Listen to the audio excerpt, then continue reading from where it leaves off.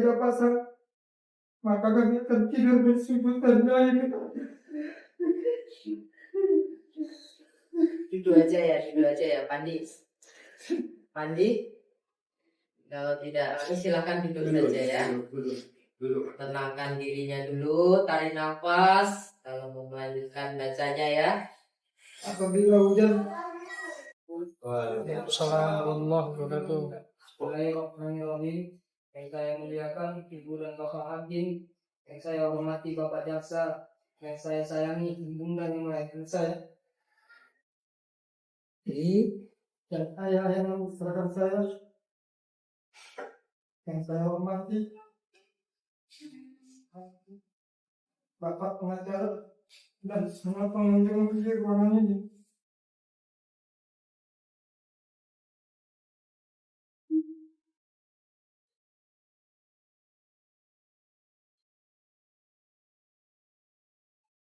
Jadi saya panjatkan kepada Tuhan Allah yang Maha Kuasa, karena berkat kasih-Nya saya bisa mengalami proses peradilan ini. Selawat dan salam kepada baginda Muhammad Sallallahu Alaihi Wasallam yang telah memberikan pedoman yang rinci sebagai syariat Islam bagi umatnya tentang sabar menghadapi permasalahan dunia.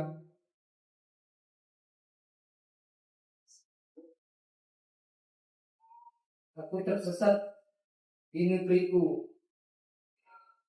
tapi negara pun tidak mampu menyelamatkanku. Ya Allah, selamatkan hamba-Mu ini. Nota pembelaan ini saya susun dengan sebenar dengan penuh harapan ridho Allah Subhanahu wa Ta'ala melalui yang mulia Majelis Hakim Bapak Jaksa agar kiranya dapat membebaskan saya dari tuntutan hukuman mati. Nama saya Pandi Ramadan, anak pertama dari 6 bersaudara, umur 25 tahun. Orang tua saya adalah nelayan dari bawah. Tempat saya dilahirkan dan dibesarkan adalah rumah terbuat dari papan yang apabila pasang, maka kami akan tidur bersujud dan lain. Duduk aja ya, Pandi. Kalau tidak, silakan duduk saja ya. Tenangkan dirinya dulu, tarik nafas. Kalau mau melanjutkan bacanya ya. Apabila hujan, maka dari atap yang bocor ada air, dan air dari laut adalah bagian dari kehidupan sehari-hari kami. Saya bisa miskin dalam harta, tapi saya sangat kaya dengan kasih sayang dari ayah dan saya. Berangkat dari kehidupan ekonomi yang sangat sulit, membuat tekad saya untuk bersekolah di Politeknik Pelayaran Negeri Semayati Banda Aceh. Demi pendidikan, ibu saya bahkan rela telah menggadaikan rumah papan kami. Selama menempuh pendidikan pelayaran, saya malam berjualan nasi goreng di asrama.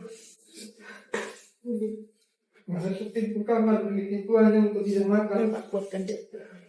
Yang saya muliakan ibu dan bapak hakim, dan saya hormati bapak jaksa. Bermodalkan ijazah yang telah saya pegang, pengalaman berlayar, kemudian saya peroleh informasi adanya kesempatan untuk berlayar ke luar negeri. Saya menyerahkan beberapa dokumen pelayaran dan ijazah kepada agen jaksa tenaga kerja perkapalan. Saya bercerita, menjelaskan dan berdiskusi dengan kedua orang tua saya tentang tawaran pekerjaan ini. Kedua orang tua saya mengetahui secara keseluruhan proses mencari pekerjaan, mulai dari mengajukan lamaran, mengurus surat-surat, hingga mengantar ke rumah Kapten Nasional Samosir. Tidak ada satupun pernyataan atau penjelasan yang saya terima yang mengatakan bahwa kapal akan mengangkut barang terlarang, yaitu narkotika. Selama hidup saya bahkan belum pernah melihat seperti apa barang tersebut. Sesuai dengan kontrak, maka posisi saya di dalam kapal Sea Dragon adalah bertanggung jawab atas mesin kapal. Tanggal 14 Mei 2025 adalah awal dari petaka buat keluarga saya. hari yang seharusnya hari bahagia saya, namun ini menjadi awal petaka. Saya mulai naik kapal Sea Dragon dalam pelayaran menuju Phuket, terjadi pemindahan barang dari kapal lain. Saya tidak memiliki wewenang, saya tidak memiliki kuasa, saya tidak memiliki kekuatan untuk menanyakan kapten kapal mengapa barang ditindakkan di laut, mengapa kapal tidak memuat di pelabuhan resmi, apa isi muatan. Bila yang terhormat Bapak Jaksa menjadikan itu pertanyaan yang menjadikan saya harus dihukum mati, maka beri saya waktu untuk menjelaskannya.